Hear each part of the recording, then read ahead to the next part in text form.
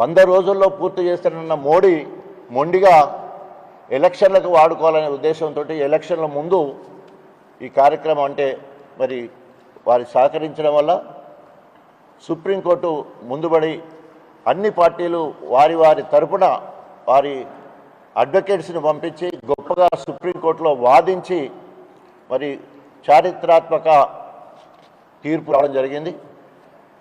నిజంగా అది మాదిగా ఉపకులాలే కాకుండా ఎస్సీలో ఉన్న 59 కులాలకు సమన్వయం జరగడానికి ఒక మంచి తీర్పు. 30 సంవత్సరాలు పోరాటం చేసిన కృష్ణ మాదిగకు, అసలు బాసిన అమరులకు, మాదిగ వీరులకు మరి దాన్ని ఆ తీర్పును అంకితం చేస్తూ దయచేసి మాలలు ఎదిగిన మాలల ఉచ్చులో పడొద్దు. రెండవది, రేవంత్ రెడ్డి 2 నాలుకల ధోరణి, ద్వంద్వ వైఖరితోటి మాల మాదిగల మధ్యలో సిచ్చు పెట్టాలని చూస్తున్నాడు. ఇప్పటి వరకు ప్రజాహిత కార్యక్రమాలు చేసి ప్రజాపాలనలో ఒక్క మంచి పని చేసి ఇప్పటివరకు పేరు తెచ్చుకోలే. మరి ఇప్పటికైనా మా మధ్యలో చిచ్చు పెట్టకుండా సామరస్యంగా ముందుకు పోయే విధంగా ఇప్పటికే జనగణన జరుగుతూ ఉంది. 90% వరకు అయిపోయిందని చెప్తా ఉన్నారు. కొన్ని దిక్కులో 100% అయిపోయిందని చెప్తున్నారు. సో ఇప్పటికే మాదిగా సింగిల్ మాదిగా 70% ఉన్నట్టు అంచనాలు బయటకు వస్తూ ఉన్నాయి.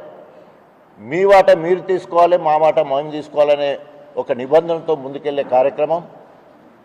నిజంగా సామాజిక న్యాయం అంటే ఎస్సీలను ఏబీసీలుగా వర్గీకరించడమే. ఎస్సీలను ఏబీసీలుగా వర్గీకరించే వాళ్ళు అంబేద్కరిజానికి వ్యతిరేకం, సామాజిక న్యాయానికి వ్యతిరేకం. ఇక్కడున్న నాయకులు, కాంగ్రెస్ పార్టీలో ఉన్న ఎమ్మెల్యేలు, ప్రత్యేకంగా కడియం శ్రీహరి గారు దాదాపు 94 నుండి 2024 అంటే దాదాపు 94 నుండి 104 30 సంవత్సరాలు దళితులకు మొత్తం కూడా ఆయనే హరించుకుంటున్నాడు. అంటే ఆయనే మొత్తం అందరిది దోసుకుంటున్నాడు. తెలుగుదేశంలో ఉన్నప్పుడు మాదిగా పేరుతోటి 10 సంవత్సరాలు రాజ్యం ఏలిండు. జిల్లా మొత్తానికి ఏకైక మంత్రిగా ఉన్నాడు.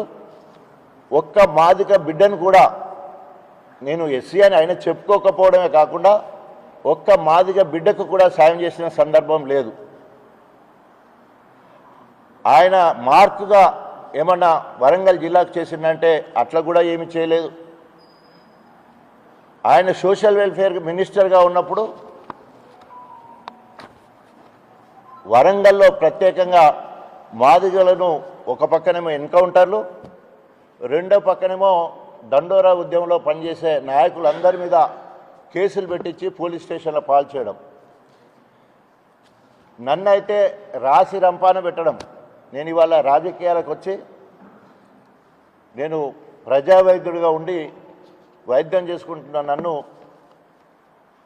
మాదిగల ఆత్మగౌరవం కోసం, మాదిగల ఉనికి కోసం, అస్తిత్వం కోసం దండోరాలో పనిచేస్తున్నందుకు కక్షగట్టి మరి ఆనాడు అనేక ఇబ్బందులకు గురి చేయడం జరిగింది. ఏనాడు కూడా దళితుల పక్షపాతి కానీ లేదా మాదిగలకు ఉండడం కానీ చేయలే. మళ్ళీ రెండోసారి బీఆర్ఎస్ ప్రభుత్వంలో ఉప ముఖ్యమంత్రి అయినప్పుడు ఆయన అసలు కులం బయటకు వచ్చి నేను బయన్లా అని చెప్పి మాట్లాడడం జరిగింది. ఇక్కడికి వచ్చి ఇక్కడ కూడా ఒరగబెట్టింది ఏం లేదు దళితుల కోసం.